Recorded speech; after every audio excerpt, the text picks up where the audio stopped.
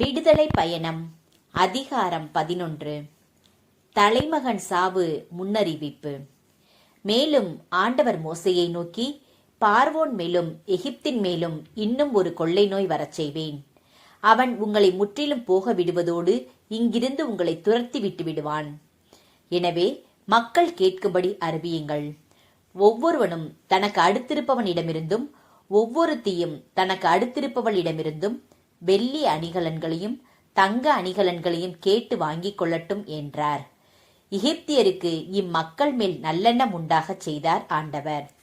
மேலும் மோசே எகிப்து நாட்டில் பார்வோனின் அலுவலர் முன்பும் குடிமக்களின் முன்பும் மிக பெரியவராக திகழ்ந்தார். மோசே பின்வருமாறு அறிவித்தார்.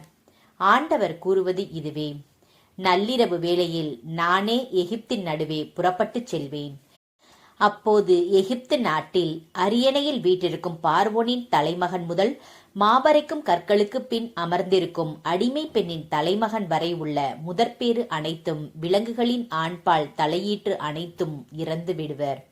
இதுவரை இருந்திராததும் இனி இருக்கப் போகாததுமான பெரும் புலம்பல் எகிப்து நாடெங்கும் கேட்கும். இஸ்ரேல் மக்கள் அனைவரையும் பொறுத்தமட்டில் அங்குள்ள மனிதர் முதல் விலங்கு வரை எவருக்குமே எதிராக எந்த நாயும் குறைக்காது. இதனால் ஆண்டவர் எகிப்தியரையும் இஸ்ரேலரையும் வேறுபடுத்தி செயலாற்றுகிறார் என நீங்கள் உணர்ந்து கொள்வீர்கள். அப்போது உன் பணியாளர்களாகிய இவர்கள் எல்லாரும் எனக்கு பணிந்து என் முன் தலைவணங்கி நின்று, உம்மை பின்பற்றும் மக்கள் அனைவரோடும் நீர் வெளியேறிவிடும் என்று கூறுவர். அதன்பின் நான் வெளியேறிச் செல்வேன்.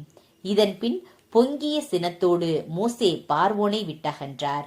அப்போது ஆண்டவர் மோசேயை நோக்கி, பார்வோன் உனக்கு செவிசாய்க்க மாட்டான். எகிப்து நாட்டில் என் அரும் செயல்கள் பெருகிட இது ஏதுவாகும் என்றுரைத்தார். மோசேயும் ஆரோனும் இவ்வரும் செயல்கள் அனைத்தையும் பார்வோன் முன் செய்தனர். ஆண்டவர் பார்வோனின் மனம் இறுகிவிடச் செய்ததால் அவன் இஸ்ரேல் மக்களை தன் நாட்டிலிருந்து போக விடவில்லை.